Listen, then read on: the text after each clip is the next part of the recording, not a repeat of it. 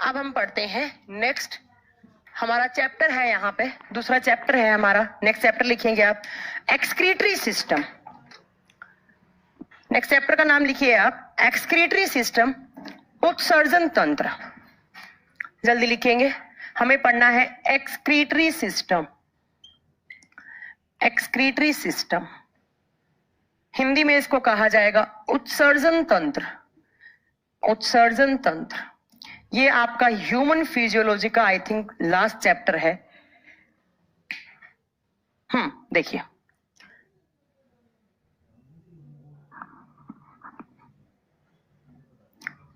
Excretory system, उत्सर्जन तंत्र। System का मतलब क्या होता है मैम? Group of organs. बहुत सारे ऑर्गन्स हैं जिनमें सिमिलर से फंक्शन होते हैं, उनको हम क्या बोलते हैं? उनको हम एक बच्चा कह रहे हैं मैम लीवर करवा दो। लीवर में ऑलरेडी पढ़ा चुके हो यार आपको डाइजेस्टिव सिस्टम में। क्या तुम लोगों को ये भी नहीं पता रहता है कि मैंने कब क्या करवाया, कौन सा चैप्टर हो गया है, कौन सा नहीं हुआ है? तो तुम लोग क्या एग्जाम दोगे यार? मुझे ये समझ में नहीं आता है, कैसे बच्चे हो यार तुम लोग। लीवर में पढ़ा चुके हूं आपको। लीवर अगर और भी पढ़ना है तो यूट्यूब पे मेरा एक लेसन रखा हुआ है। वैसे तो मैंने लीवर क्लास में भी पढ़ाया है पूरा। प्लीज यार देखिए, एक्सक्रीटरी सिस्टम क्या होता है? वो सिस्टम का मतलब क्या होता है? Group of organs. वो ऑर्गन्स जिनमें सिमिलर सा फंक्शन होता है उनको हम क्या बोलते हैं? उसको हम सिस्टम करके टर्म देते हैं, तंत्र करके नाम देते हैं। ठीक है, और यहाँ पर किसकी बात हो रही है? एक्सक्रीटरी। एक्सक्रीटरी का मतलब होता है यहाँ पर एक्सक्रीशन, और एक्सक्रीशन का मतलब होता है उत्सर्जन। और उत्सर्जन का मतलब क्या होता है मैम? हमारे बॉडी में डाइजेशन के बाद, हमारे बॉडी में डाइजेशन के बाद, डाइजेशन एक प्रोसेस होता है। मैंने बताया था कि डाइजेशन के बाद क्या होता है, एक साइड कुछ अच्छा खाना बनता है जो क्या होता है, हमारी सेल्स रिजर्व फॉर्म में उसको रिजर्व स्टोर कर लेती हैं। दूसरी साइड कुछ हार्मफुल प्रोडक्ट्स बनते हैं हमारे बॉडी में, तो उन हार्मफुल प्रोडक्ट को रिमूव करने का जो प्रोसेस है उसको हम एक्सक्रीशन बोलते हैं। एक्सक्रीशन क्या होता है? रिमूवल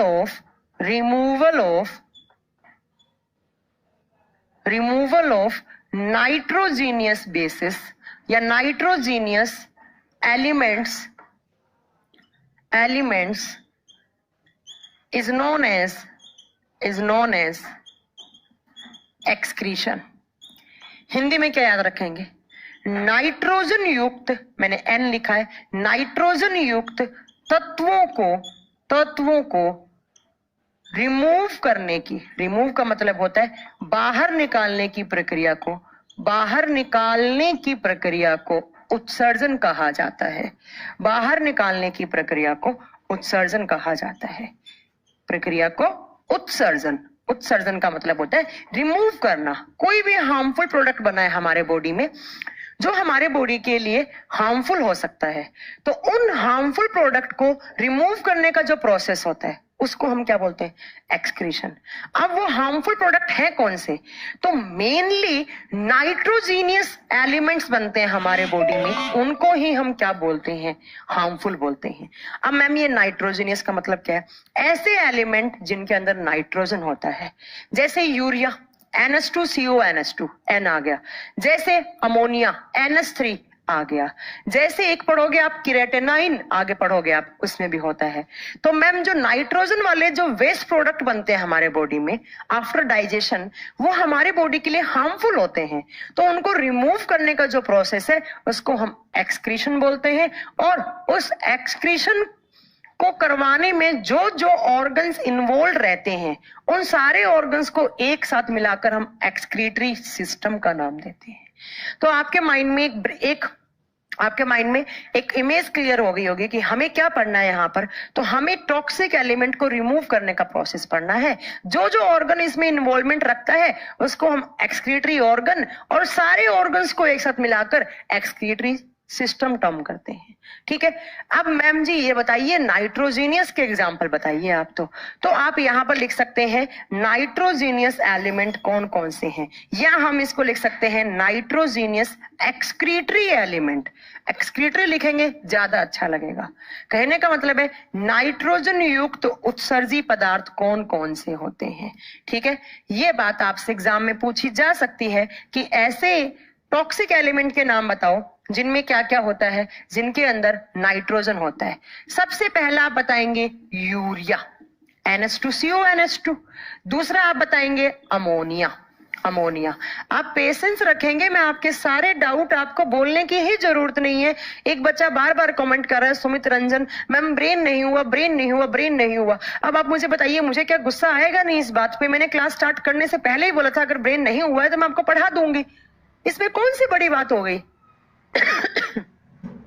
चंदन कुमार राय, आप बोल रहे हैं बर्ड्स में यूरिक एसिड होता है, तो बेटा आप इतना आगे क्यों चल रहे हैं? टीचर को भी तो पढ़ा लेने दीजिए। मैं कमेंट सेक्शन हमेशा के लिए बंद कर दूंगी, मैं सच्ची बता रही हूँ। मैं कभी भी कमेंट सेक्शन ऑन नहीं करवाऊंगी, जितना सिलेबस बचा है मैं ऐसे पढ़ा दूंगी।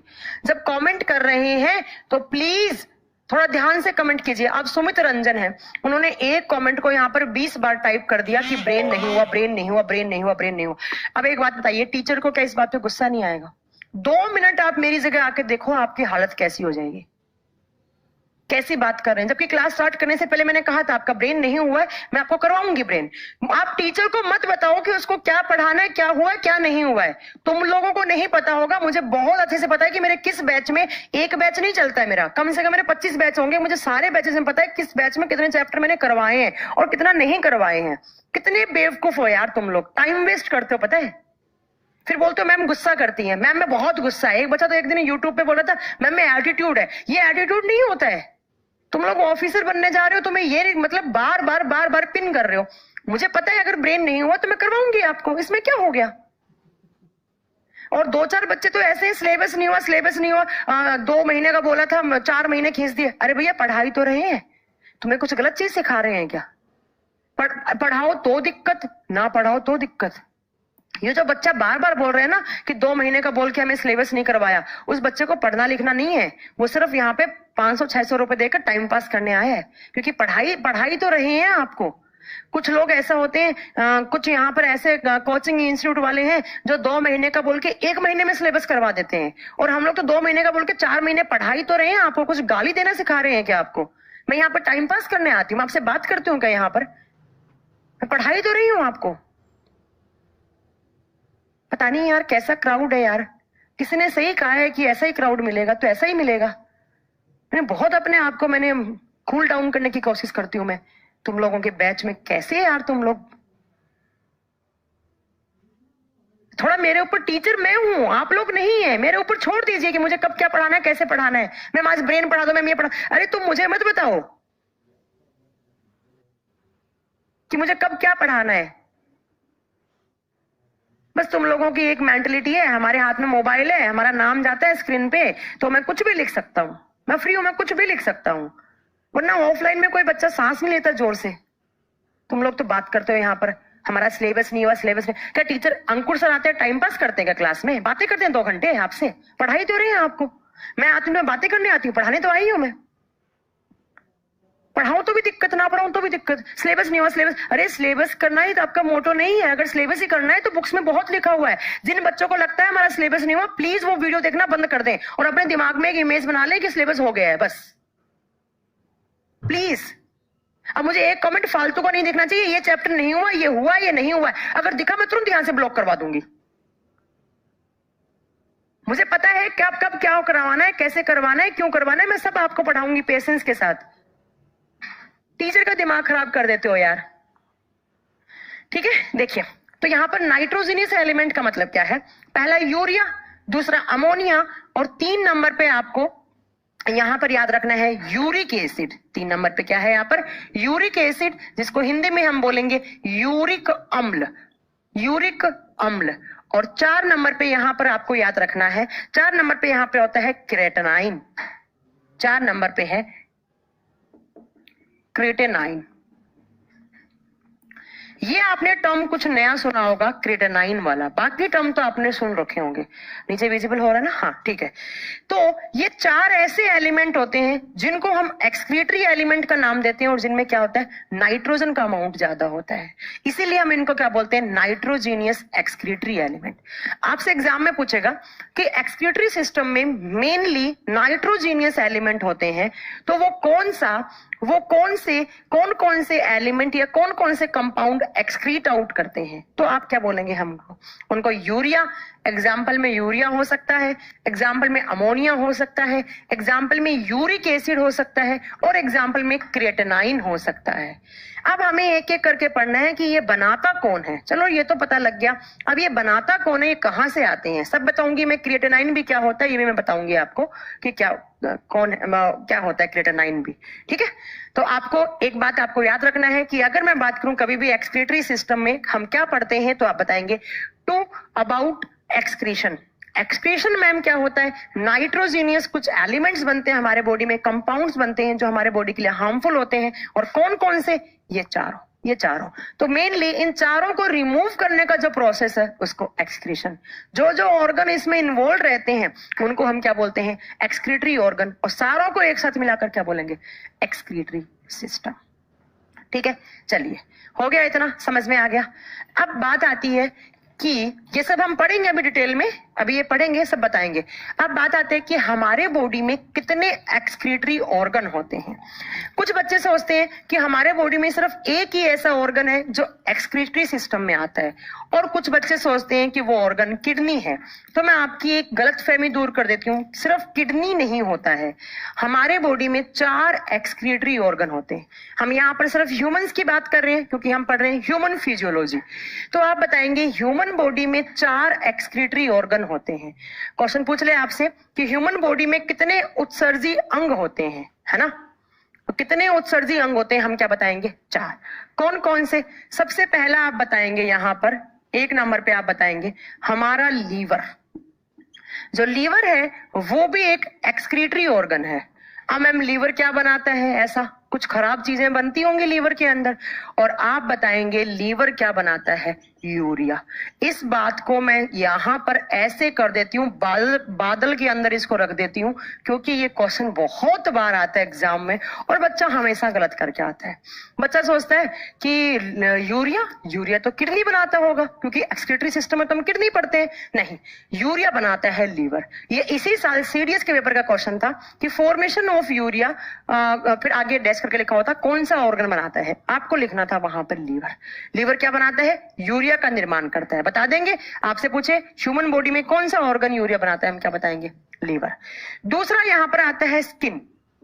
हमारी जो स्किन होती है, जो त्वचा होती है, स्किन से निकलता है हमारा स्वेट, पसीना, और पसीने में बहुत सारे टाइप के एक्सक्रीटरी एलिमेंट होते हैं, कुछ टॉक्सिक एलिमेंट होते हैं, तो वो भी क्या हो गया, आपका स्किन भी क्या हो गया, एक्सक्रीटरी ऑर्गन हो गया।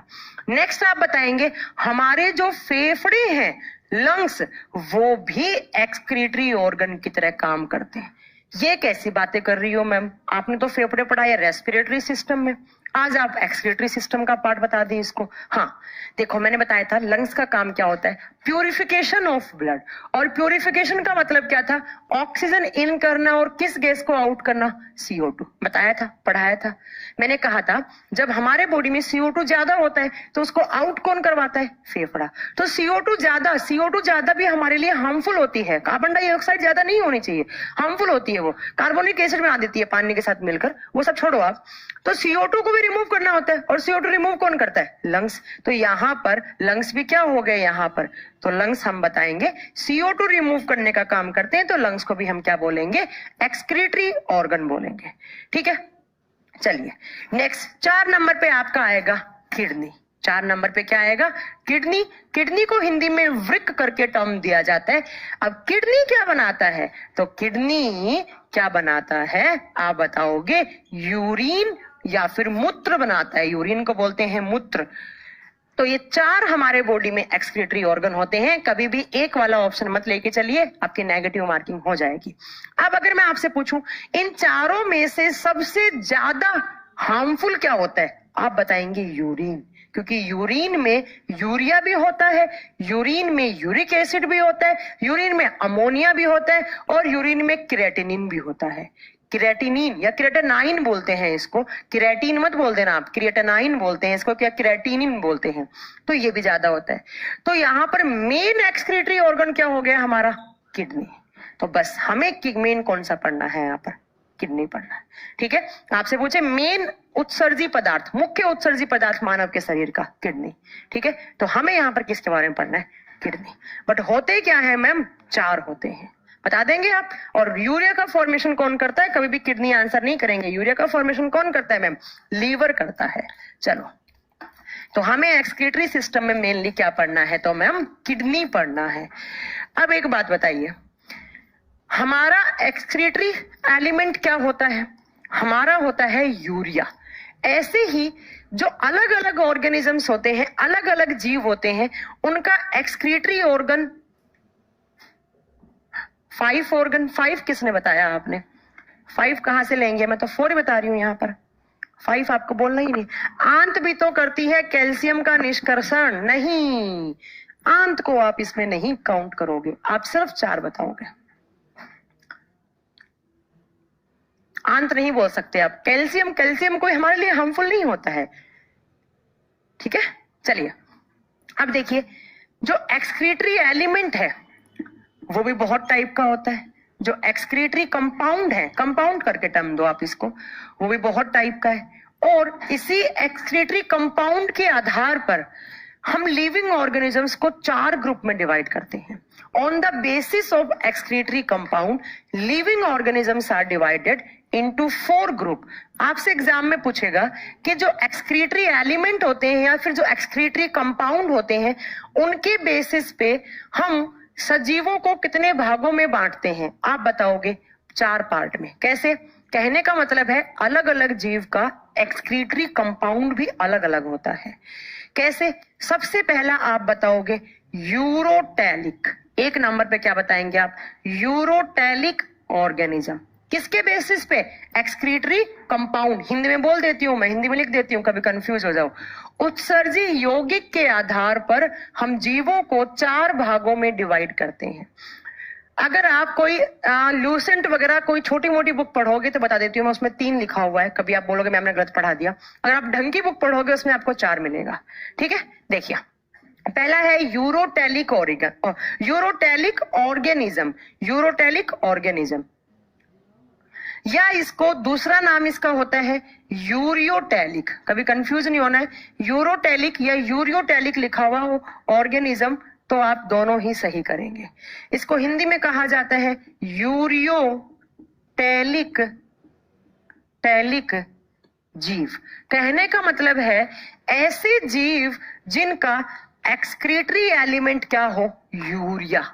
यूरियोटैलिक में किनको रखते हैं हम? जिनका उत्सर्जित यौगिक क्या हो? यूरिया। अब आपसे इसके एग्जाम्पल पूछे जाएंगे। आप इसका एग्जाम्पल, सबसे अच्छा एग्जाम्पल देंगे ह्यूमन बींग्स, मानव जाति, मनुष्य जाति।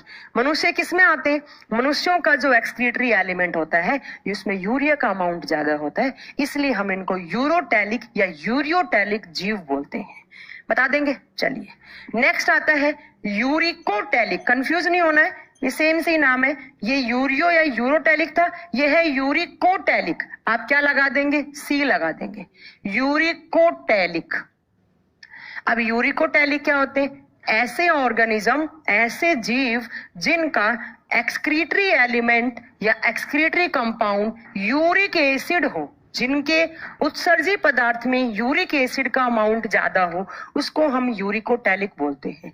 इसका एग्जाम्पल में आप लिखेंगे बर्ड्स। बर्ड्स का मतलब क्या होता है? पक्षी। जितने भी बर्ड्स आते हैं, सारे के सारे बर्ड्स, वो सारे क्या करते हैं? किसको एक्सक्रीट आउट करते हैं? यूरिया को या यूरिक एसिड को करते हैं, ठीक है। नेक्स्ट देखिए, कार्बन डाइऑक्साइड तो नाइट्रोजनस बेस नहीं है। नहीं तो रंजीत, कार्बन डाइऑक्साइड मैंने कब बोला? मैंने लिखा ही नहीं।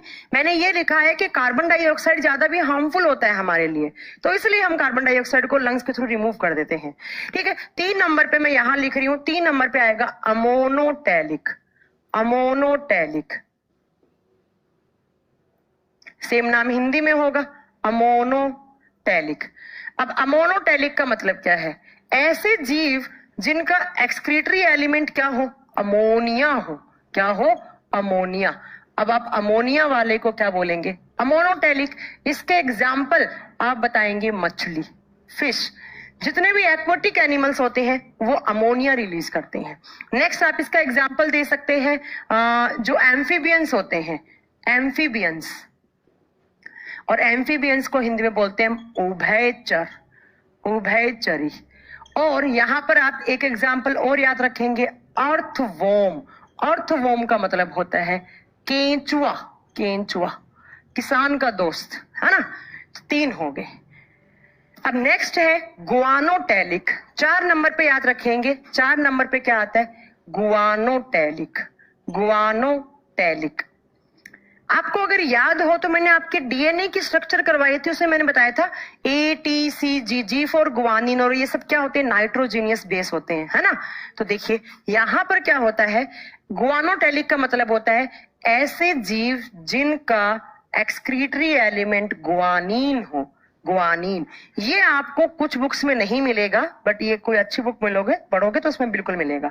गुआनिन जिनका क्या हो, एक्सक्रीटरी एलिमेंट गुआनिन। गुआनिन भी हार्मफुल होता है।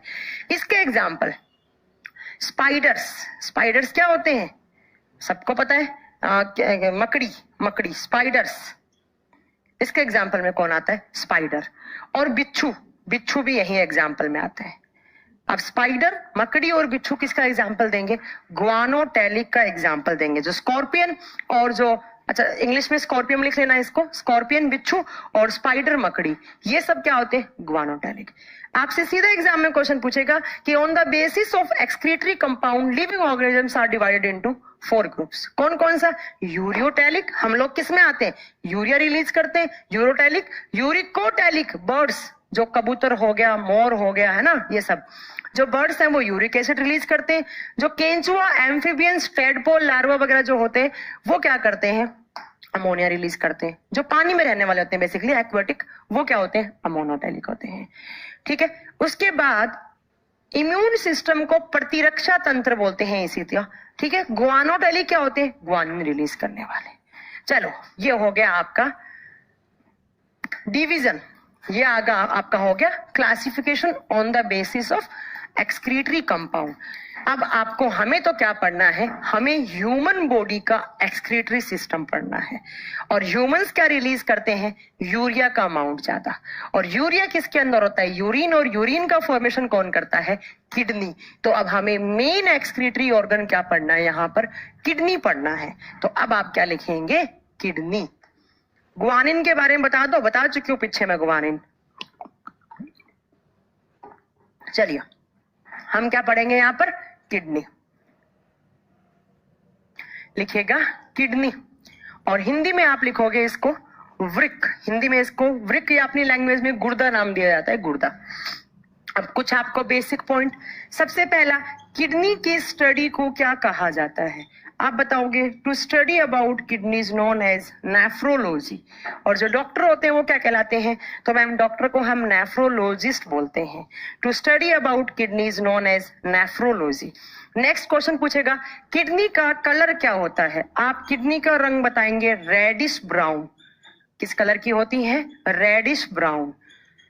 ठीक है, नेक्स्ट आते हैं, किडनी का आकार कैसा होता है। किडनी का आकार कैसा होता है, आप बताएंगे सोयाबीन जैसा। सोयाबीन समझते ही हैं, सोयाबीन जो बीन आती है, सोयाबीन जैसा। कैसा, ऐसा, ऐसी सी कुछ किडनी होती है आपकी। ठीक है, नेक्स्ट आपसे पूछे, किडनी का वेट कितना होता है, किडनी का वजन कितना होता है। तो आप बताएंगे कि किडनी का वेट होता है 170 ग्राम फॉर ईच। मैंने एक का लिखा है, ठीक है। एक किडनी का वजन 170 ग्राम। अब आप बोलेंगे मैम किसी में मेरा तो 180 ग्राम आया है। जो मैं आपको बॉडी वेट बताती हूँ ना, जो हमारे ऑर्गन्स का जो ये वेट बताती हूँ, वो किस अकॉर्डिंग होता है, तो वो होता है एक एवरेज मेन का जो वेट लिया जाता है यहाँ पर साइंस में 70 साल, और सॉरी 70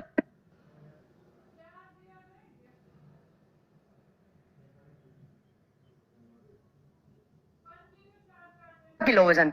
जिस इंसान का 70 किलो वजन है, उस इंसान में 170 ग्राम की किडनी होनी चाहिए। ठीक है, नेक्स्ट आता है आपका, किडनी एक ऑर्गन है, और मैंने आपको पढ़ा चुकी हूँ किडनी ऑर्गन है।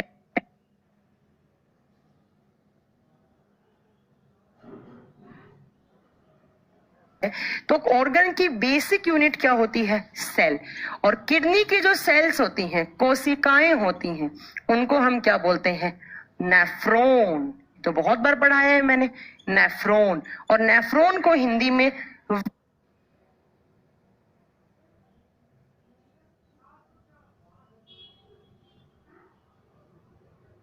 वृक्काणु को कहा जाता है। क्या कहा जाता है? वृक्काणु।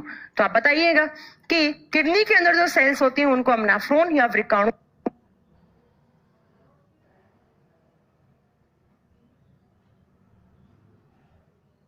करके नाम देते हैं। ठीक है, चलिए नेक्स्ट, ये जो नेफ्रॉन होते हैं इसको एक नाम और दिया जाता है, इसको कहा जाता है स्ट्रक्चरल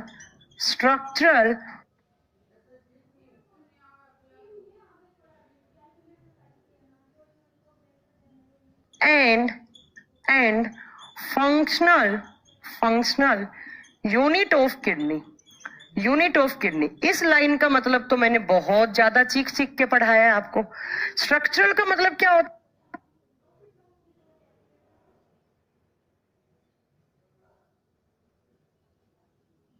है?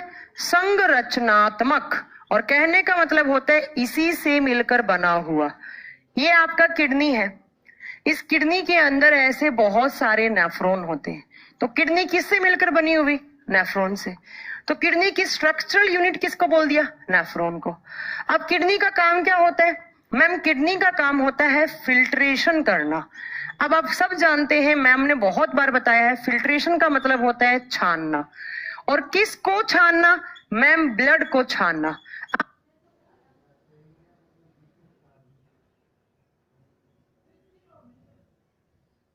अब उस ब्लड को क्यों छानते हैं? क्योंकि मैम उस ब्लड के अंदर यूरिन होता है, और यूरिन में क्या होते हैं? हार्मफुल प्रोडक्ट होते हैं। कौन कौन से? वही नाइट्रोजनियस कंपाउंड होते हैं। ठीक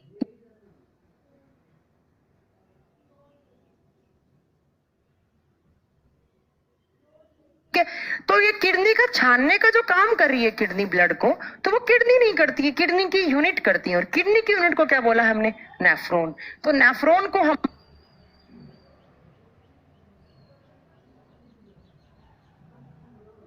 हमने संरचनात्मक और क्रियात्मक इकाई बोल दिया।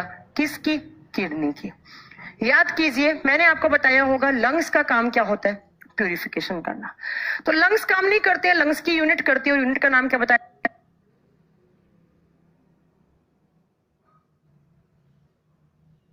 हमने? एल्वेओली बताया था। ब्रेन का काम ब्रेन नहीं करता है, ब्रेन की सेल्स न्यूरॉन्स करती हैं। लीवर का काम लीवर नहीं करती है, हेपेटिक सेल्स करती हैं। ऐसे ही किडनी का काम किडनी नहीं करती है, किडनी की सेल्स करती हैं। और किडनी की सेल्स क्या होगी मैम? नेफ्रॉन।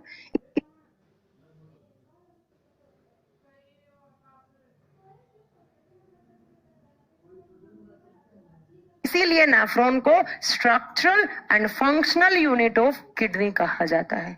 किडनी का काम क्या? छानना, फिल्ट्रेशन। किसको छानना? ब्लड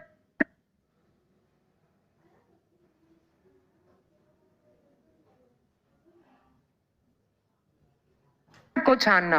क्यों छानते हैं? क्योंकि मैंने बताया था सब कुछ कहाँ घुला हुआ होता है? ब्लड के अंदर। और सब कुछ का मतलब मैम यूरिन। यूरिन का मतलब होता है मूत्र, और मूत्र के अंदर क्या होते हैं ma'am? Urea, uric acid, ammonia होते हैं, और ये सब हमारे लिए टॉक्सिक होते हैं। तो इनको छानना पड़ेगा, और छानकर इनको एक्सक्रीट आउट करवाना पड़ेगा। यही प्रोसेस हमें पढ़ना है, कैसे एक्सक्रीशन होता है। ठीक है, अब बात आती है नेफ्रॉन कितने होते हैं। तो आप बताओगे 1 मिलियन नेफ्रॉन। 1 मिलियन का मतलब कितना लाख होता है? 1 मिलियन नेफ्रॉन इन 1 लंग, इन 1 किडनी, लंग नहीं होगा, 1 किडनी। एक किडनी में 1 मिलियन नेफ्रॉन होते हैं, और दोनों में कितने हो जाएंगे? 2 मिलियन हो जाएंगे। ठीक है जी, बता दोगे आप?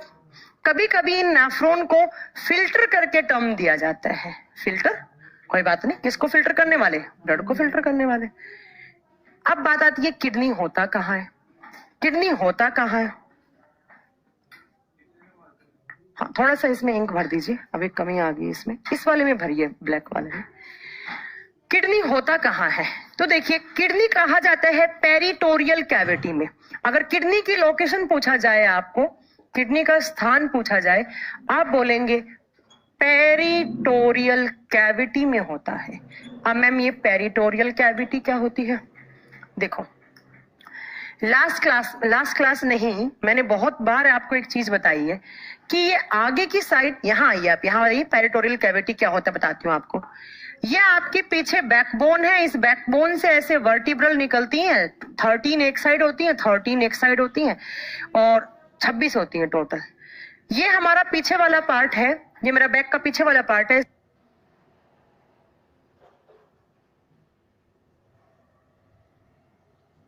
इसमें मेरी बैकबोन होंगी और उसमें क्या निकली होंगी, वर्टिब्रल।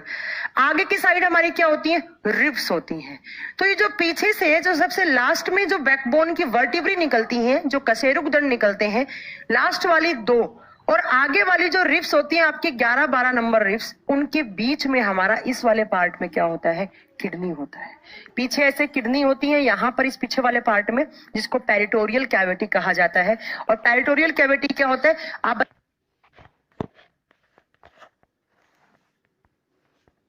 आगे की रिब्स, आगे वाली रिब्स जो पसली होती हैं, बताया था ना ऐसे पसलियां होती हैं, अगर आपको याद हो तो पीछे की स्ट्रक्चर है, ये आगे वाली ऐसे स्टर्नम से पसलियां जुड़ी हुई होती हैं अगर आपको याद हो तो।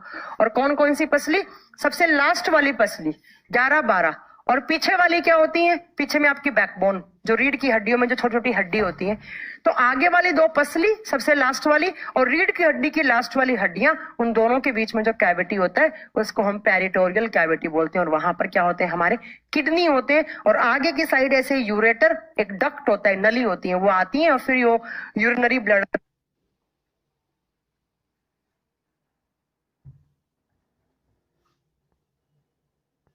हुई होती है और वहां से हम यूरिन यूरेथ्रा से रिमूव कर देते हैं। तो आपसे कभी भी एग्जाम में पूछे कि यूरिनरी जो किडनी कहाँ होता है, हम क्या बताएंगे, कौन सी कैविटी में, पेरिटोरियल कैविटी। ठीक है। और पेरिटोरियल कैविटी क्या होता है मैम, लास्ट की 2 रीढ़ की हड्डी और लास्ट की 2 रिब्स, इन दोनों के बीच में, ये रीढ़ की हड्डी पीछे और आपकी रिब्स आगे, इन दोनों के बीच में जो होता है उसको कहा जाता है पेरिटोरियल कैविटी। और वहां पर क्या होता है, आपका किडनी होता है। ठीक है, इतना बता देंगे। चलिए अब बात आती है कि किडनी कैसे फिल्टर करता है और किसको फिल्टर करता है। तो बेसिकली हमें किडनी नहीं पढ़ना है, हमें पढ़ना है नेफ्रॉन, क्योंकि किडनी का जो काम होता है वो कौन करता है, नेफ्रॉन करता है। तो हमें किसकी स्ट्रक्चर पढ़नी है, यहाँ पर नेफ्रॉन की स्ट्रक्चर पढ़नी है। और मैं आप लोगों को एक बात बता दूं, इस चैप्टर में आपको स्ट्रक्चर से ज्यादा क्वेश्चन पूछे जाते हैं। कहने का मतलब है कुछ टर्म्स याद करने हैं आपको, थोड़े अटपटे से टर्म है यहाँ पर, वही आपसे एग्जाम में पूछे जाते हैं। तो अब देखिए मैं आपको बताती हूँ कैसे आपके नेफ्रॉन काम करते हैं। ये आपका किडनी, एक किडनी आपका ये, एक किडनी आपका ये हमारा कौन सा, लेफ्ट किडनी हो गया। और इधर वाला आपका राइट वाला किडनी है, हिंदी में बोलेंगे इसको बायां वृक्क। और इस किडनी के अंदर बहुत सारे नेफ्रॉन होते हैं। ऐसे एक किडनी में 1 मिलियन है तो दोनों में मैम 2 मिलियन बन जाते हैं। तो ये आपकी किडनीज के अंदर नेफ्रॉन। और नेफ्रॉन क्या होती है ma'am, structural and functional unit of kidney. अब क्या होता है, इन नेफ्रॉन से, इन दोनों किडनी से नीचे की साइड ऐसे पाइप आते हैं, 2 पाइप आके जुड़ते हैं, एक लेफ्ट वाली से एक राइट वाली से। एक पाइप ऐसे आ रहा है इधर से और एक पाइप यहां से आ रहा है। इन पाइप को नाम क्या देते हैं, तो इनको हम बोलते हैं ureter duct. Ureter duct, duct का मतलब होता है नली। और यहां से नेफ्रॉन में इन दोनों किडनी के अंदर ब्लड आया, फिल्ट्रेशन हो गया। किसके अंदर फिल्ट्रेशन हुआ, इन नेफ्रॉन के अंदर हुआ, क्योंकि नेफ्रॉन क्या होती है, structural and functional unit of kidney. बाद में जब यहां से जो आपका ब्लड तो यही रह जाएगा, वापस चला जाएगा।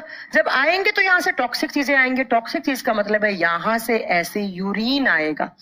तो वो नली जिसके थ्रू हमारी दोनों किडनियों से आपका जो यूरिन है वो कहाँ आता है, हमारे यूरिनरी ब्लडर में आता है। इसको बोलते हैं यूरिनरी ब्लडर। ब्लडर बोलते हैं, मेरे ब्लडर में स्टोन बताया है, मेरे ब्लडर में इम्प्योरिटीज हो गई हैं। हिंदी में बोलते हैं मूत्राशय, जहां पर थोड़ी देर के लिए यूरिन स्टोर होता है। यूरेटर डक्ट का मतलब होता है मूत्र मार्ग, वो मार्ग, वो रास्ता जिसके द्वारा मूत्र आता है। देन क्या होता है, यूरेथ्रा के थ्रू आप क्या कर देते हैं, इसको रिमूव कर देते हैं। यूरेथ्रा मूत्र वाहिनी होगा, ये मूत्र वाहिनी, वाहिनी का मतलब होता है डक्ट। और देन यूरेथ्रा क्या होता है, मूत्र मार्ग, वो मार्ग जहां से आप यूरिन को, मूत्र को रिमूव कर देते हैं। तो बेसिकली ऐसा आपका स्ट्रक्चर होता है। ये किडनी पेरिटोरियल में होती है, ये डक्ट ऐसे आगे आकर जुड़ती हैं, देन आपका ब्लडर, और देन आप रिमूव कर देते हैं। ठीक है, चलिए अब हमें देखना है कि इस नेफ्रॉन में फिल्ट्रेशन होता कैसे है। हमें तो क्या पढ़ना है कि इस नेफ्रॉन में फिल्ट्रेशन होता कैसे है, ये पढ़ना है। अब ध्यान से सुनिएगा, इसको मैं साइड में रखती हूँ क्योंकि ये आपको बाद में वापस काम में आएगा। इसको मैं रब नहीं करूंगी, ये काम आएगा आपको। यहां पर मैंने लिखा नेफ्रॉन। अब पहले एक बात याद रखना है आपको, मैंने बोला किडनी के अंदर कैसा ब्लड आता है। मैम आपने बोला है ऐसा ब्लड जिसके अंदर इम्प्योरिटीज हो। अब इम्प्योरिटीज का मतलब क्या है, इस ब्लड के अंदर क्या क्या चीज है आपको वो सुनना है। इस ब्लड के अंदर पानी भी होता है, क्योंकि पानी भी कहाँ होता है हमारे बॉडी में, खून में होता है। ठीक है, उसके बाद दूसरा आपसे पूछे और क्या होता है, मैम इसके अंदर यूरिन होता है और यूरिन में टॉक्सिक एलिमेंट होते हैं।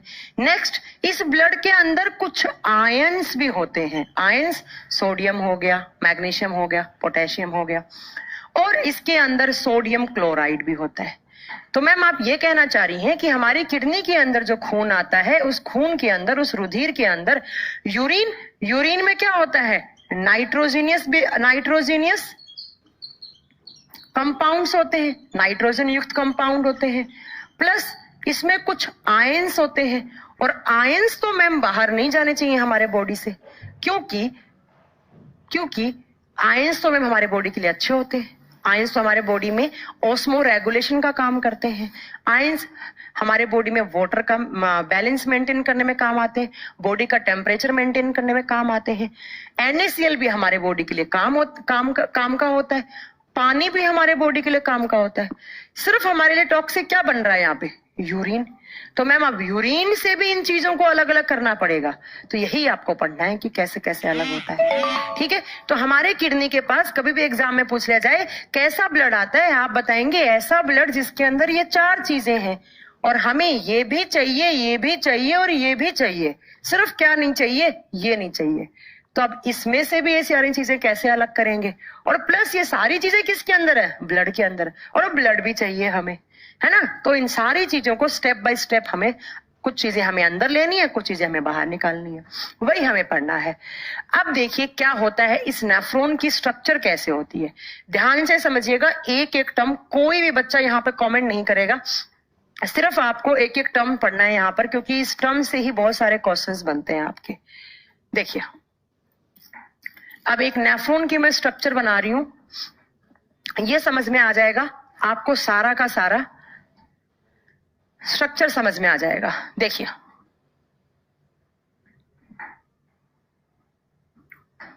ऐसे आपके नेफ्रॉन में, मैं एक नेफ्रॉन की कितने बताए हैं मैंने, एक किडनी में 1 मिलियन नेफ्रॉन, मैं यहाँ पर एक नेफ्रॉन की बात कर रही हूं। ऐसा का ऐसा 2 मिलियन नेफ्रॉन में हो रहा होता है काम।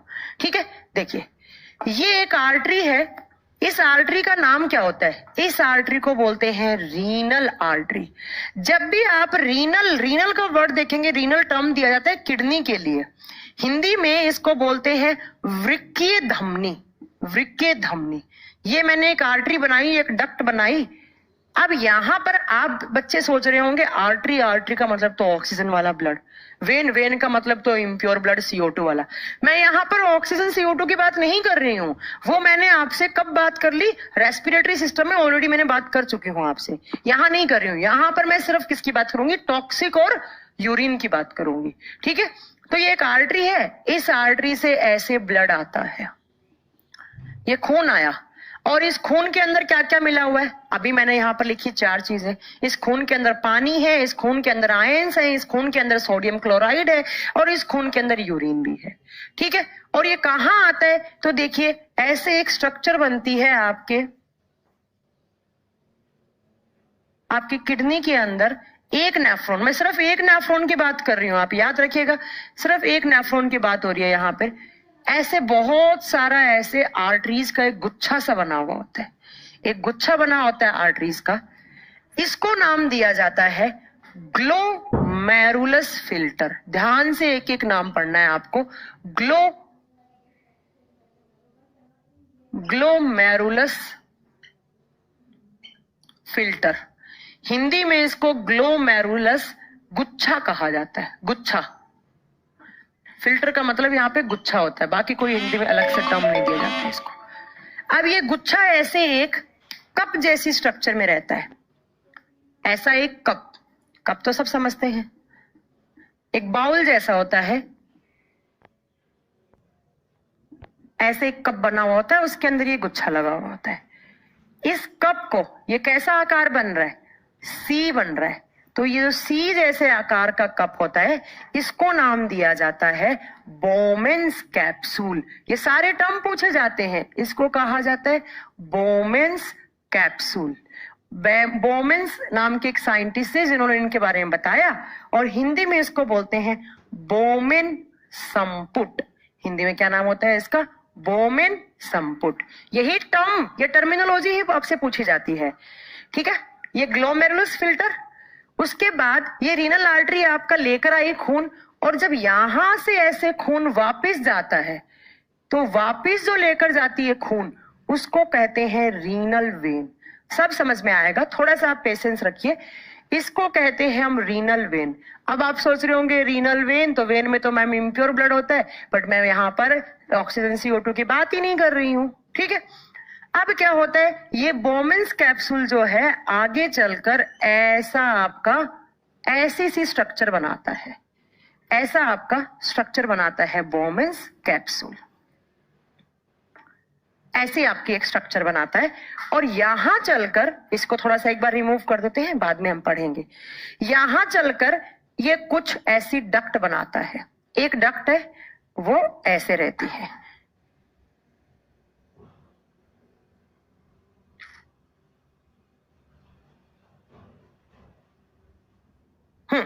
देखिए ये बोमेन्स कैप्सूल था, ये ग्लोमेरुलस फिल्टर है, ये एक नेफ्रॉन की स्ट्रक्चर है, याद रखिएगा। ये जो ऐसे झूला सा बनाया है मैंने, इसको कहा जाता है लूप ऑफ हैनले। ये जो यू बन रहा है एक, ये सी है, इसको बोमेन्स कैप्सूल बोलते हैं। ये जो ऐसे एक उल्टा यू बन रहा है, ऐसे करेंगे तो सही बनेगा, ऐसे करेंगे तो ऑपोजिट, इसको कहा जाता है लूप ऑफ हैनले। क्या नाम दिया जाता है इसको? Loop of Henle. हैनले नाम के साइंटिस्ट ने खोज की थी, हिंदी में बोलते हैं हैनले का झूला। हैनले का झूला, झूला जैसा जो बन रहा है, ठीक है। दूसरा, ये जो ऐसे लेकर यहां तक एक डक्ट आ रही है, इस डक्ट का नाम होता है PCT। यही टर्म आपसे पूछे जाएंगे, यही टर्म आपको पढ़ने हैं, PCT। इसका नाम होता है, फुल नेम होता है उसका प्रोक्सिमल कन्वोलेटेड ट्यूब्यूल। देखो ट्यूब्यूल होता है बहुत छोटी डक्ट, बहुत छोटी ट्यूब, उसको ट्यूब्यूल नाम देते हैं। प्रोक्सिमल कन्वोलेटेड ट्यूब्यूल, हिंदी में बोलते हैं इसको आगे झुकी हुई नलिका। ये आगे की साइड झुकी हुई है तो इसको बोलते हैं आगे झुकी हुई नलिका। हुई नलिका, आगे झुकी हुई नलिका। और ये जो है यहां पर, ये डायग्राम मुझे रिमूव ही करना पड़ेगा, ये हम बाद में वापस बना लेंगे। ये वाला जो पार्ट है, ये वाला, इसको बोला जाता है DCT। DCT का फुल फॉर्म होता है डिस्टल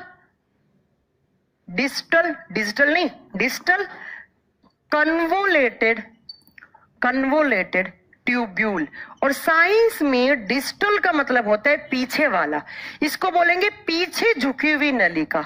हिंदी में बोलेंगे पीछे झुकी हुई नलिका। कोई दिक्कत आपको इन टर्म्स में? यहां तक कोई दिक्कत नहीं। वो आगे झुकी हुई है, ये पीछे झुकी हुई है। ये जो मैंने डक्ट बनाया है ऐसा पाइप, इसको नाम दिया जाता है कलेक्टिंग डक्ट। इसको नाम दिया जाता है कलेक्टिंग डक्ट। कलेक्ट करने वाली, किसको? यूरिन को। हिंदी में बोलेंगे संग्रहित नलिका, जिस जो संग्रहण करती है, किसका? अभी देखेंगे हम। ये आपको टर्म्स पता होना चाहिए। एक नेफ्रॉन की अगर आप स्ट्रक्चर पढ़ रहे हैं तो ये डायरेक्ट आपसे एग्जाम में टर्म पूछे जाते हैं। आप ध्यान से सुनिएगा, मैंने डायग्राम बना दिया, अब एक एक करके टर्म मैं वापस बताती हूँ आपको। मैंने क्या पढ़ाया, मैं आपको पढ़ा रही हूँ एक्सक्रीटरी सिस्टम। एक्सक्रीटरी सिस्टम का मतलब क्या होता है, रिमूवल ऑफ यूरिन। मान लो आपने यूरिन बोला, रिमूवल ऑफ यूरिन। अब यूरिन कैसे बनता है मैम, यूरिन तो ब्लड के अंदर घुला हुआ होता है, मैम आप बता चुकी हैं। तो ब्लड को फिल्टर करना पड़ेगा। फिल्ट्रेशन का काम कौन करता है, किडनी। किडनी नहीं करता है, किडनी की सेल्स। किडनी की सेल्स को क्या बोलेंगे, नेफ्रॉन। नेफ्रॉन कितने होते हैं मैम, 2 मिलियन नेफ्रॉन। हम यहाँ पर कितने की बात करें, एक नेफ्रॉन की। सोचो किडनी इतना छोटा सा 170 ग्राम का, और उसके अंदर 1 मिलियन नेफ्रॉन, तो वो कितने छोटे होंगे। 1 मिलियन में एक नेफ्रॉन कितना छोटा होगा।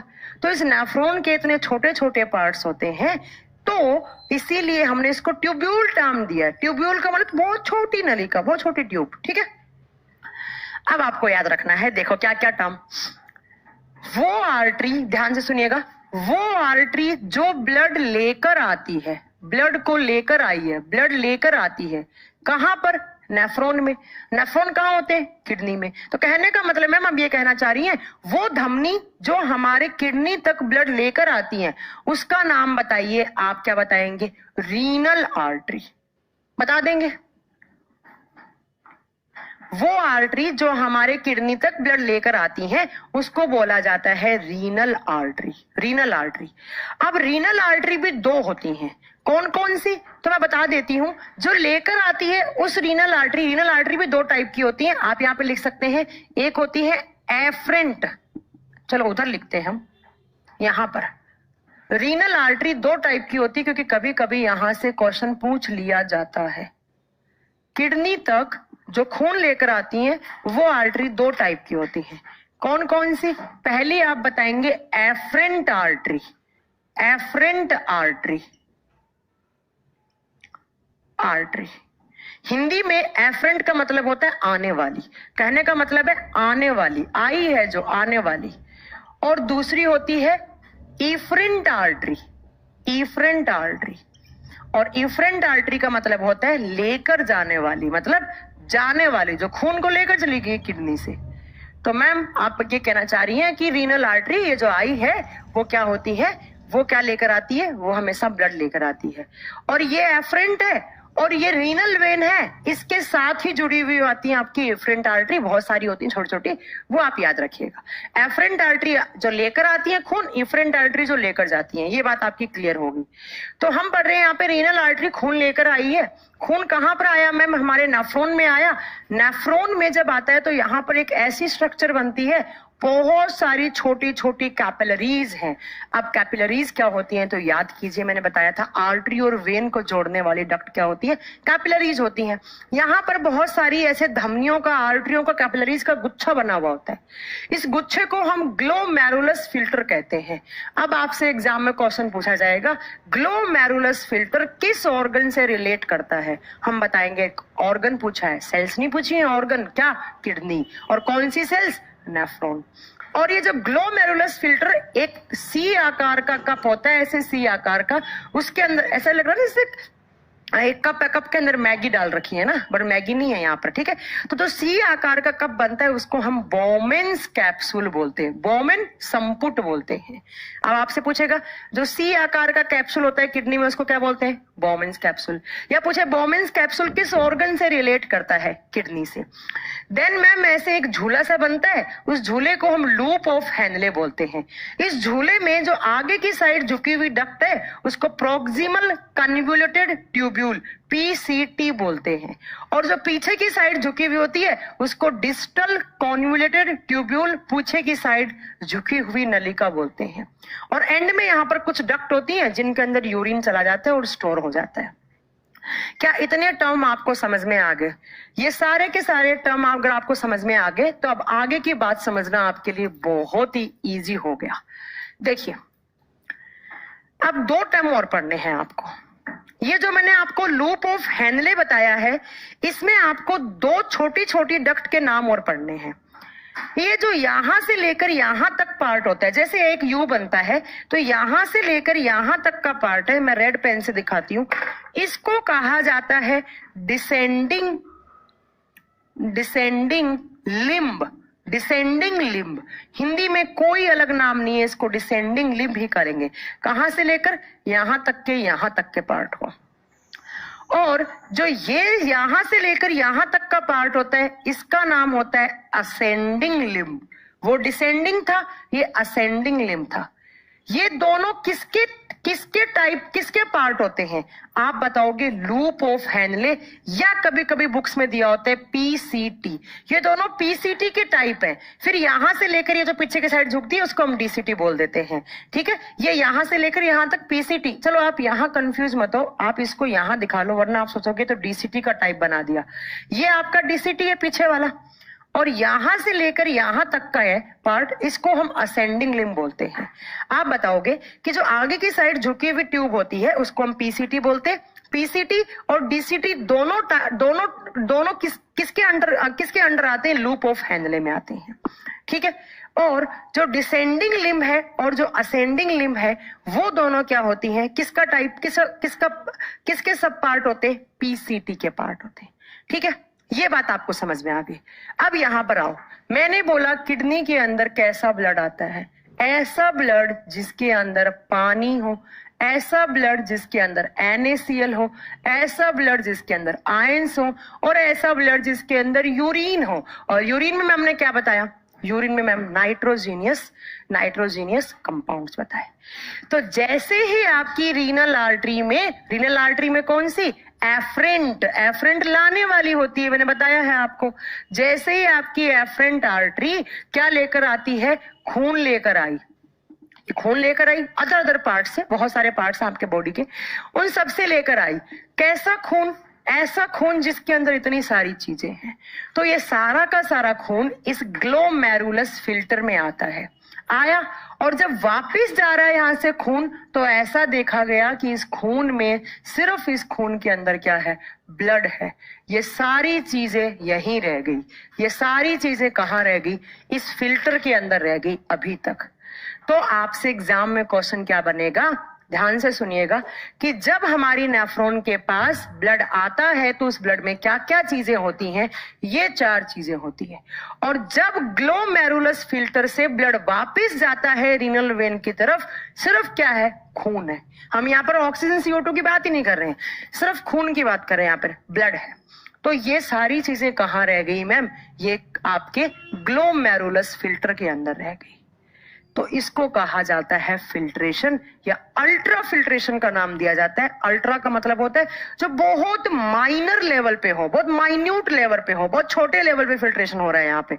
ऑब्वियस सी बात है, एक नेफ्रॉन इतना छोटा और 1 मिलियन होते हैं, किडनी सिर्फ 170 ग्राम का, तो इसको कहा जाता है अल्ट्रा फिल्ट्रेशन। आपसे कभी कभी एग्जाम में पूछेगा किडनी किस प्रोसेस पे काम करता है, आप बताओगे अल्ट्रा फिल्ट्रेशन, और हिंदी में प्रानिस्यंदन कहा जाता है। प्रानिस्यंदन, अल्ट्रा फिल्ट्रेशन का मतलब है बहुत छोटे लेवल पे किसी चीज को फिल्टर करना, ठीक है। चलिए समझ में आ गया। तो मैम जैसे ही खून आया तो खून के अंदर इतनी सारी चीजें थी, तो ये ग्लोमेरुलस फिल्टर के पास आता है। तो ग्लोमेरुलस फिल्टर के अंदर क्या होता है? खून छनकर उधर की साइड वापस चला जाता है, बट आपके जो आयंस वगैरह हैं वो सारे यहां पर आ जाते हैं। अब आपसे एक एक करके आपको क्या क्या पढ़ना है। सबसे पहला ये जो प्रोक्सिमल कन्वोल्यूटेड ट्यूब्यूल है, ये क्या करती है? ध्यान से सुन लो, कमेंट मत करो अभी। देखो ये क्या करती है? ये 2 चीजों को अपने पास एब्जॉर्ब कर लेती है। क्या क्या? बस इसी को आप स्टार कर लीजिएगा, यही आपसे एग्जाम में पूछा जाएगा। पीसीटी का काम क्या है? पीसीटी क्या करता है? इस ब्लड में से अमाइनो एसिड, ब्लड के अंदर अमाइनो एसिड होते हैं क्योंकि ब्लड के अंदर प्रोटीन होते हैं, बहुत पढ़ाए थे मैंने याद करो, मैंने कहा था सब कुछ कहाँ घुला होता है? ब्लड के अंदर। क्या क्या? प्रोटीन की basic unit amino acid. Blood के अंदर और क्या घुला हुआ है? ग्लूकोज। ब्लड के अंदर क्या घुला हुआ है? ग्लूकोज। तो ये पीसीटी क्या करता है? अमाइनो एसिड को अपने पास सक कर लेगा। दूसरा, ये पीसीटी क्या करता है? ग्लूकोज को अपने पास सक कर लेता है, एब्जॉर्ब कर लेता है। यही आपका एग्जाम का क्वेश्चन बनेगा। पीसीटी का काम क्या होता है? आप बताएंगे पीसीटी के पास जब ब्लड आता है, सॉरी यूरिन, जो यूरिन आता है या फिर जो भी ग्लोमेरुलस फिल्टर से फिल्टर होके चीज आती है, उनमें से सिर्फ ये क्या करता है, ब्लड तो वापस चला गया ऊपर से, तो जो भी चीज बची उस चीज में से पीसीटी ने क्या रख लिया अपने पास, तो मैंने यहां लिखा है पीसीटी। पीसीटी के दो काम होते हैं। सबसे पहला किसका अब्जॉर्प्शन? अमीनो एसिड का, अमीनो अम्ल का। साथ में अपने साथ और किसका?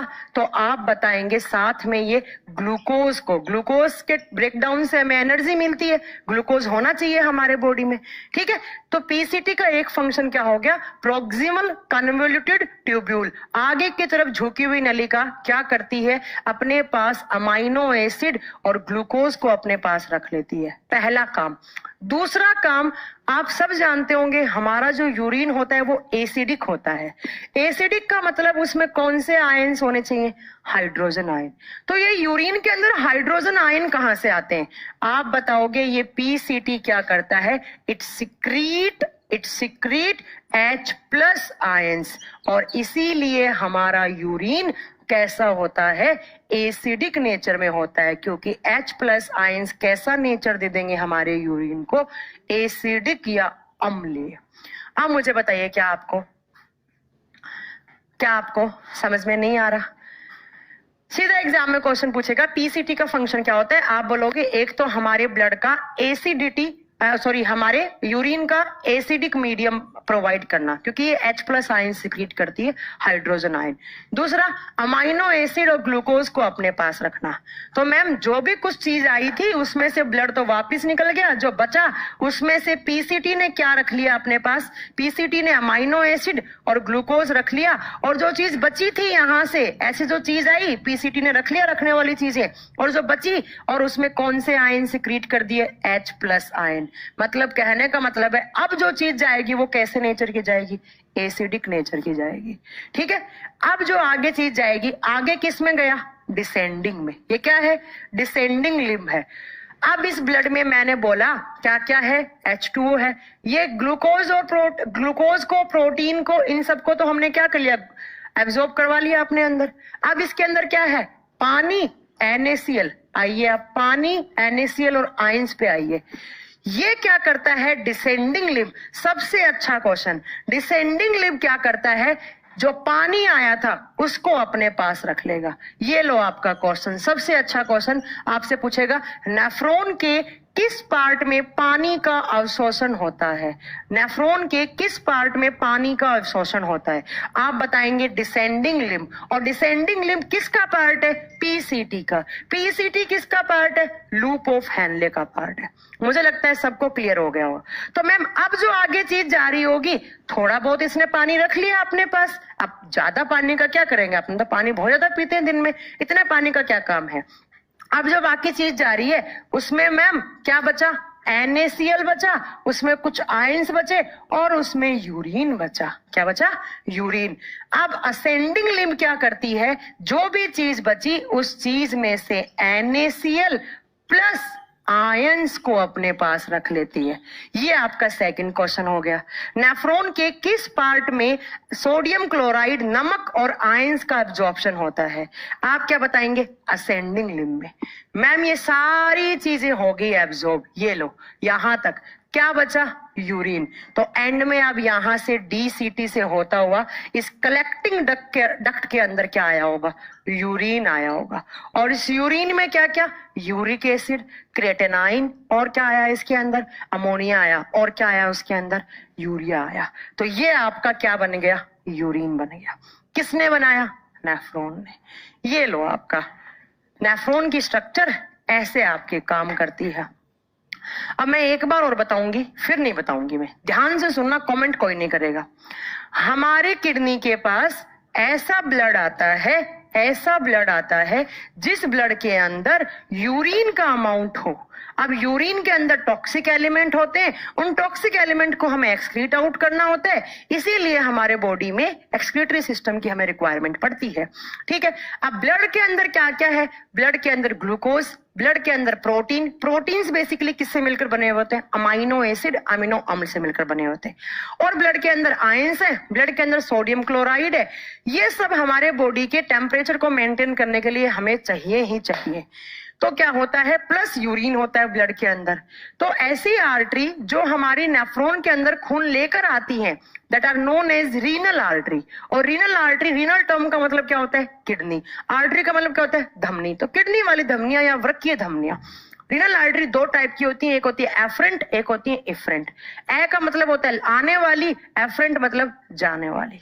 ठीक है, जो आती है उनको एफरेंट, जो जाती है उनको इफरेंट कहते हैं।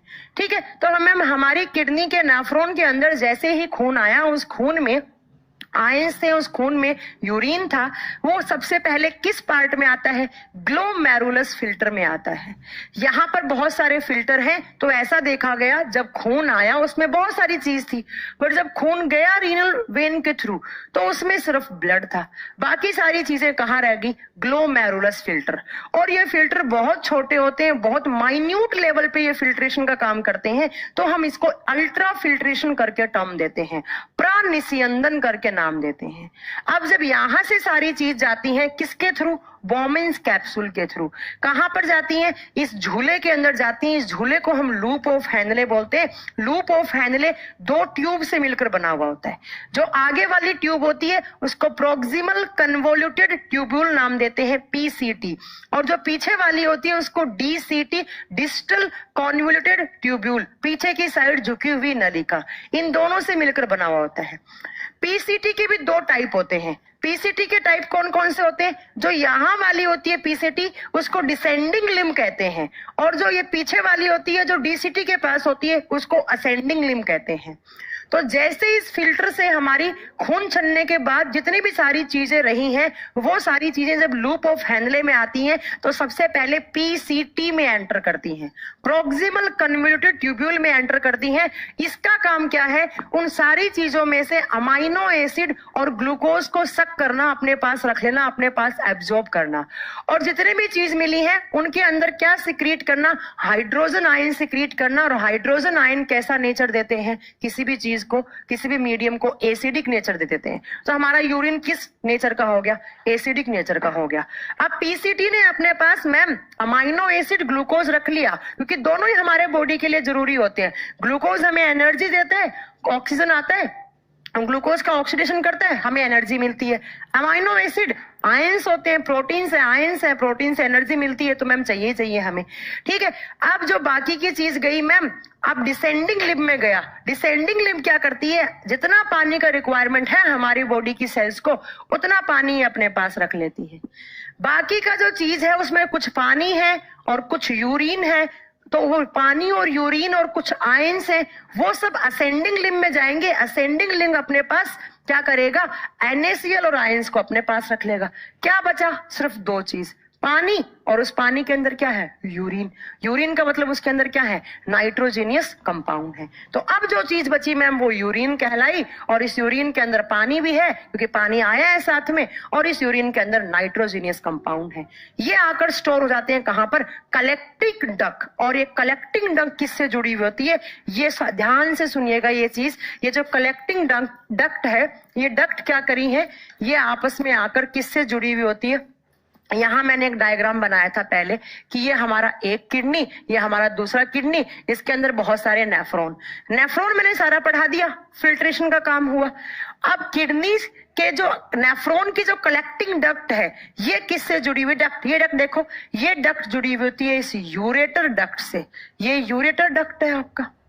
और यूरेटर डक्ट का मतलब मैंने क्या बताया था? मूत्र वाहिनी। मैंने कहा था ये सिर्फ मूत्र को कलेक्ट करती है। तो भैया जो यहां से बचा वही तो यहां आएगा, और यहां क्या बचा? सिर्फ यूरिन बचा, है ना? तो ये यूरिन कहाँ आया? यूरेटर डक्ट में। और ये यूरेटर डक्ट किससे जुड़ी हुई होती है? हमारे ब्लडर से जुड़ी हुई होती है। इस ब्लडर के अंदर थोड़ी देर के लिए यूरिन स्टोर रहेगा ऐसे, और देन इसको रिमूव कर दिया जाएगा। किस मार्ग से? मूत्र मार्ग से, यूरेथ्रा से रिमूव कर दिया जाएगा। ये लो आपका किडनी, ये हो गया आपका किडनी। ये आप इसको नेफ्रॉन बोलो, नेफ्रॉन या किडनी। ये ऐसे आपके बॉडी में क्या होता है? फिल्ट्रेशन का काम होता है, और ये बहुत माइन्यूट लेवल पे होता है, इसलिए इसको अल्ट्रा फिल्ट्रेशन का नाम देते हैं। अब आप में कभी कभी होता है डिहाइड्रेशन, होता है डिहाइड्रेशन। डिहाइड्रेशन क्या होता है? पानी की कमी। हमारे बॉडी में बहुत बार पानी की कमी हो जाती है। कब होता है डिहाइड्रेशन? पानी कौन एब्जॉर्ब करता है? Descending limb. जब ये डिसेंडिंग लिम्ब प्रॉपर तरीके से पानी को सक नहीं कर पाती हैं, प्रॉपर तरीके से पानी को एब्जॉर्ब नहीं कर पाती हैं, तो हमारे बॉडी में पानी की कमी हो जाती है और हमें क्या हो जाता है? डिहाइड्रेशन हो जाता है, पानी की कमी हो जाती है। बता देंगे डिहाइड्रेशन कब होता है? तो हमारे बॉडी में जब डिसेंडिंग लिम्ब प्रॉपर तरीके से पानी को एब्जॉर्ब नहीं कर पाती हैं, तो डिहाइड्रेशन या पानी की कमी हो जाती है। अब आप लोगों ने एक चीज पढ़ी होगी कि जो राजस्थान में ऊंट होता है, जो कैमल होते हैं, ऊंट बहुत दिनों तक पानी पिए बिना रह सकता है। क्यों रह सकता है? क्योंकि ऊंट के अंदर ये जो लूप ऑफ हैंडले होता है, ये बहुत बड़ा होता है। जब लूप ऑफ हैंडले बड़ा है तो इसके अंदर डिसेंडिंग लिम्ब भी बड़ी होती है। तो ऊंट क्या करता है? ऊंट की जो डिसेंडिंग लिम्ब होती हैं, वो अपने पास पानी का अमाउंट बहुत ज्यादा स्टोर कर लेती हैं। ज्यादा स्टोर करेंगे, उस पानी को पिए बिना ऊंट बहुत दिन तक सरवाइव कर लेता है। ठीक है, तो कभी आपसे एग्जाम में क्वेश्चन पूछे कि ऊंट ज्यादा दिनों तक पानी पिए बिना क्यों रह सकता है? क्योंकि ऊंट के अंदर लूप ऑफ हैंडले का साइज क्या होता है? लार्ज होता है। तो उसमें डिसेंडिंग लिम्ब क्या होती है? लार्ज शेप की होती है। तो अपने पास पानी को एब्जॉर्ब ज्यादा अमाउंट में कर लेती है और वो बहुत दिनों तक पानी पिए बिना रह सकता है। तो ये कलेक्टिंग डक्ट है। संग्रहित नलिका में यूरिन आया, यूरिन यूरेटर डक्ट के थ्रू कहाँ आया? ब्लैडर में आया। ब्लैडर से कहाँ हो गया? यूरेथ्रा से रिमूव हो गया। ये आपका नेफ्रॉन। ये आपके कुछ टर्म्स जो आपसे एग्जाम में बहुत बार पूछे गए हैं। अब इन टर्म्स को आपको कैसे याद करना है, क्यों करना है, कब करना है, आप जाने और आपका काम जाने। मेरा काम था पढ़ाना, मैंने आपको पढ़ा दिया। ये मैंने एक नेफ्रॉन बताया है, ऐसा का ऐसा सेम चीजें 2 मिलियन नेफ्रॉन के अंदर हो रही होती है। इसीलिए हम बोलते हैं किडनी किस प्रोसेस पे काम करता है? फिल्ट्रेशन प्रोसेस पे काम करता है। किसका फिल्ट्रेशन? तो आप बताएंगे किसका फिल्ट्रेशन? ब्लड का फिल्ट्रेशन। चलिए जी, इतनी बातें बता देंगे। अब आता है कंपोनेंट्स ऑफ यूरिन। कंपोनेंट्स क्या क्या होते हैं यह मैं आपको पहले बता देती हूं कि जो हमारे यूरिन के अंदर मेनली 4 चीजें थी, वो कहां से आती हैं। आप सबके मन में थॉट आ रहा होगा कि ये इतनी सारी चीजें कहां से आती हैं। सबसे पहले मैंने बोला अमोनिया। तो एक बात याद रखिएगा, अमोनिया को भी लीवर ही बनाता है। अमोनिया भी कौन बनाता है? NH3 अमोनिया भी कौन बनाता है? लीवर। दूसरा मैंने बोला था हमारी किडनी के हमारे यूरिन के अंदर क्या होता है? यूरिया होता है। और यूरिया भी कौन बनाता है? यूरिया क्या करता है? यूरिया जो लीवर है वो पहले अमोनिया बनाता है और अमोनिया को यूरिया में कन्वर्ट कर देता है। तो ये भी लीवर ने बनाया और लीवर ने ब्लड में घोल दिया और ब्लड से किडनी के अंदर आ गया। तीसरा मैंने बोला हमारे यूरिन के अंदर यूरिक एसिड होता है। अब ये यूरिक एसिड कहां से आता है? इसको आप स्टार करके लिखना चाहें तो आप लिख सकते हैं। ये आता है हमारे बॉडी में कुछ न्यूक्लियोटाइड्स होते हैं और ये न्यूक्लियोटाइड्स के ब्रेकडाउन से आता है। न्यूक्लियोटाइड्स क्या होते हैं मैं ये भी बता देती हूं। ऐसी चीज जो शुगर और किसी भी बेसिक मीडियम से मिलकर बनी हो, जो कोई शर्करा और कोई क्षारीय माध्यम से मिलकर बनी हो, उसको न्यूक्लियोटाइड्स करके टर्म दिया जाता है। ठीक है, अब आपको याद रखना है कि ये 4 नंबर पे मैम आपने बताया था क्या होता है हमारे ब्लड के, हमारे यूरिन के अंदर, तो क्रिएटिनाइन होता है। अब क्रिएटिनाइन क्या होता है? ये कहां से आता है? तो हमारी हड्डियों के पास, हमारी बोन्स के पास एक कंपोनेंट होता है जिसको बोलते हैं हम क्रिएटिन फॉस्फेट। और जब इसका ब्रेकडाउन होता है, फॉस्फेट कहाँ होता है? बताया था मैंने, हड्डियों के पास। जब इसका ब्रेकडाउन होता है तो इसके ब्रेकडाउन से क्या बनता है? क्रिएटिनाइन बनता है। क्या बनता है? क्रिएटिनाइन बनता है। तो ये 4 चीजें हमारी यूरिन में होती हैं। कहां से आई? तो मुझे लगता है आप सब बता देंगे हम। ठीक है, बता देंगे सारी चीजें। अमोनिया लीवर बनाता है, और इस अमोनिया को बाद में किसमें कन्वर्ट कर देता है, यूरिया में। यूरिक एसिड कहां से बनता है, कोई भी ऐसी चीज जो शुगर और बेसिक मीडियम के मिलने से बनती है उनको हम न्यूक्लियोटाइड्स करके टर्म देते हैं, और ये न्यूक्लियोटाइड जब टूटते हैं तो वो यूरिक एसिड बनाते हैं, है ना। दूसरा, क्रिएटिनाइन क्या होता है, क्रिएटिनाइन मैम हमारी हड्डियों के पास एक कंपोनेंट होता है जिसको हम क्रिएटिन फॉस्फेट बोलते हैं। जब उसका ब्रेकडाउन होता है, जब वो टूटता है तो क्या बनाता है, क्रिएटिनाइन बनाता है। चलो, इतनी बात समझ में आ गई। ये चारों चीजें कहां से आई तो बता दीजिएगा। ये एग्जाम में पूछ लिए जाते हैं सारी की सारी चीजें। कभी कभी पूछा जाता है क्रिएटिनाइन कहाँ होता है, हम बताएंगे हमारे यूरिन में होता है। कहां से आता है, हड्डियों से आता है। कुछ अमाउंट में मसल्स के पास भी होता है, मांसपेशियों के पास भी होता है। ठीक है, अब आता है बात, एक आता है, एक टर्म पढ़ोगे आप, कुछ मैं आपको अब की पॉइंट्स लिखवा रही हूं इस चैप्टर के। की पॉइंट्स का मतलब आप समझते ही हैं, जो एग्जाम में पूछे हुए हैं। देखिए, एक टर्म पढ़ोगे आप बुक्स में, GFR। एक टर्म पढ़ोगे आप GFR। GFR का मतलब क्या होता है, ग्लोमेरुलस। ग्लोमेरुलस। F का मतलब होता है फिल्टर, R का मतलब होता है रेट। GFR, कभी कभी इसको फुल फॉर्म पूछा जाता है। GFR क्या होता है, ग्लोमेरुलस फिल्टर रेट। अभी मैंने आपको बताया हमारे किडनी के नेफ्रॉन्स में फिल्टर होते हैं, और वो फिल्टर क्या करते हैं, वो फिल्टर हमारे ब्लड को छानने का काम करते हैं। तो जो छानने की रेट होती है, जो ग्लोमेरुलस फिल्टर की छानने की रेट है, उसी को हम GFR बोलते हैं। आपसे पूछा जाएगा ये GFR कितना होना चाहिए, आप बताओगे 125 पर मिनट, 125 मिलीलीटर पर मिनट। कहने का मतलब है हमारा GFR रेट कितना होना चाहिए, कहने का मतलब है ब्लड में से यूरिन, और ब्लड में से यूरिन, पानी और जो आपके अमाइनो एसिड्स होते हैं उनको फिल्टर करने का रेट GFR कितना होना चाहिए, 125 मिलीलीटर पर मिनट। और ऐसा कहा जाता है जो हमारे फेफड़े हमारे प्यूरिफाई करते हैं, किसको, कार्बन डाइऑक्साइड को अलग करते हैं, CO2 को अलग करते हैं, उनकी रेट से 5 गुना ज्यादा ये काम करता है। ये क्या होता है, 5 times rate of purification. Purification का मतलब क्या होता है, लंग्स का मतलब प्यूरिफिकेशन ऑफ ब्लड, और किसका, लंग्स। कहने का मतलब है हमारे फेफड़े जिस रेट से काम करते हैं ऑक्सीजन CO2 को अलग करने का, उससे 5 गुना ज्यादा रेट से कौन काम करते हैं, ग्लोमेरुलस फिल्टर काम करते हैं। 5 गुना, ये टर्म याद रखना, 5 गुना ज्यादा फेफड़ों से जल्दी काम करता है हमारा किडनी। कहने का मतलब फिल्टर ही ज्यादा काम करते हैं। 1 मिनट में इतना करता है, तो ऐसा कहा जाता है एक दिन में कितना यूरिन फिल्टर करता है, तो 180 लीटर। ये आप लीटर बताएंगे, 180 लीटर पर डे। ये आपसे एग्जाम में पूछा जा सकता है कि कितने, एक दिन में कितने लीटर ब्लड को फिल्टर करने का काम करता है हमारा कौन, GFR।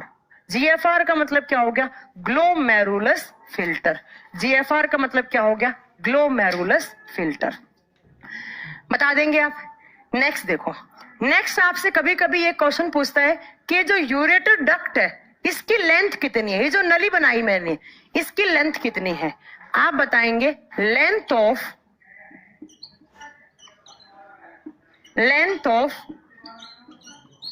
यूरेटर डक्ट, मूत्रवाहिनी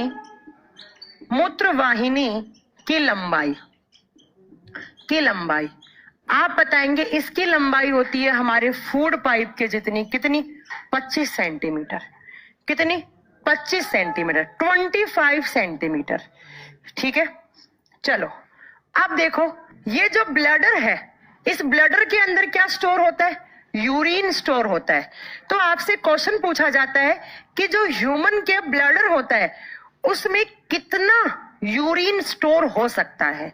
आप बताओगे लड़कों में, मेल में स्टोर कर सकते हैं लड़के 800 ml, एक बारी में कितना मिलीलीटर, 800 मिलीलीटर।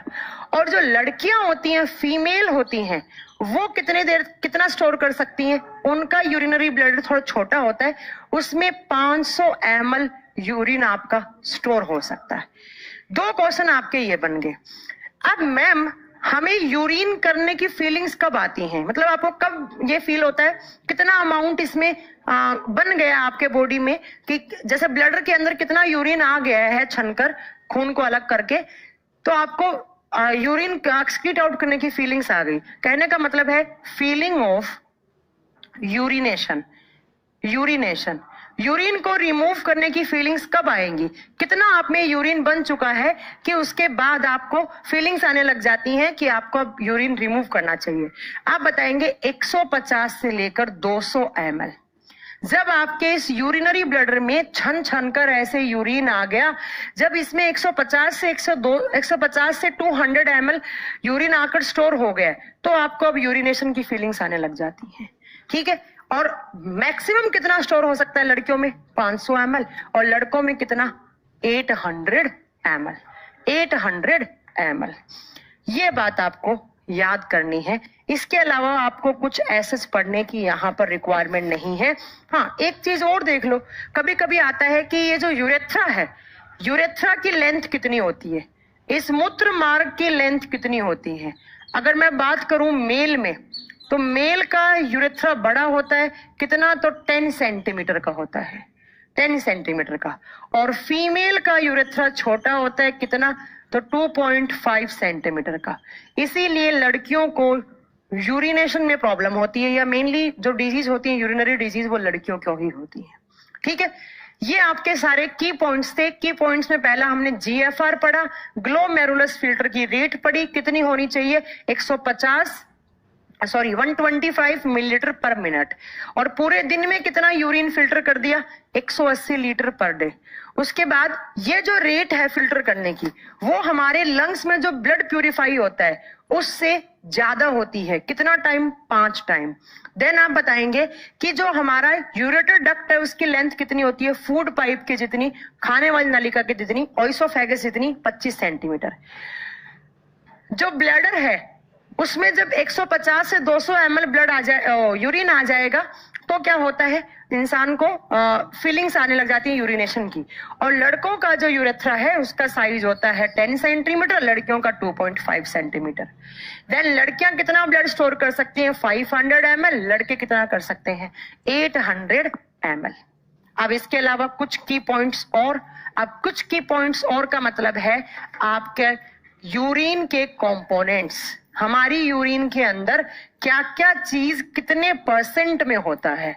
चलिए, एक बच्चा पूछ रहा है मैम यूरिन का पीला रंग किसकी वजह से होता है? सब बताऊंगी, तुम लोग बस मेरे से आगे मत चला करो, बस फिर मुझे गुस्सा आ जाता है। देखिए, नेक्स्ट आता है, आप लिखेंगे कंपोजिशन ऑफ यूरिन। यूरिन के अंदर क्या क्या होता है?